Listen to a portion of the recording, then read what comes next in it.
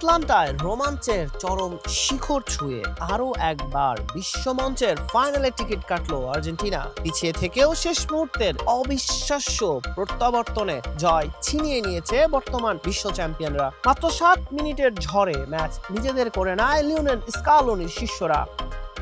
আটলান্টায় অনুষ্ঠিত দ্বিতীয় সেমিফাইনালে প্রতিপক্ষ ইংল্যান্ডের বিপক্ষে প্রথমার্ধেই পিছিয়ে পড়েছিল আর্জেন্টিনা। তবে 85 মিনিটে এনজো ফার্নান্দেসের দুর্দান্ত দূরপাল্লার শটে সমতায় ফেরে দল। ম্যাচের অতিরিক্ত সময় ফুটবল জাদুকর লিওনেল মেসির এক নিখুঁত ক্রস থেকে জয়সূচক বুলেট হেড করেন বদলি হিসেবে মাঠে নামা লাউতারো মার্টিনেজ, আর তাতেই উল্লাসে ফেটে পড়ে পুরো স্টেডিয়াম।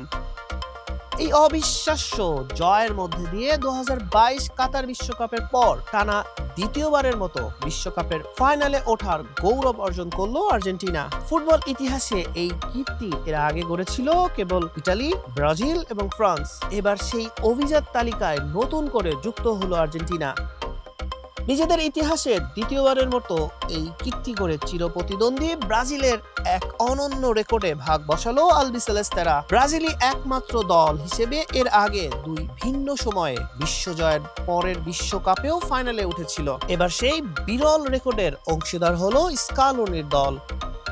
কাতার বিশ্বকাপে লিওনেল মেসির নেতৃত্বে বিশ্বকাপ জয়ের পরও চ্যাম্পিয়নদের মতোই ধারাবাহিকতা ধরে রেখেছে আর্জেন্টিনা। পুরো টুর্নামেন্ট জুড়েই তারা উপহার দিয়েছে পরিণত এবং আত্মবিশ্বাসী ফুটবল। সেমিফাইনালের মতো হাই ভোল্টেজ ম্যাচে পিছিয়ে পড়েও ঘুরে দাঁড়িয়েছে, যা দলটির স্পার্ট কঠিন মানসিক দৃঢ়তারই প্রমাণ দেয়।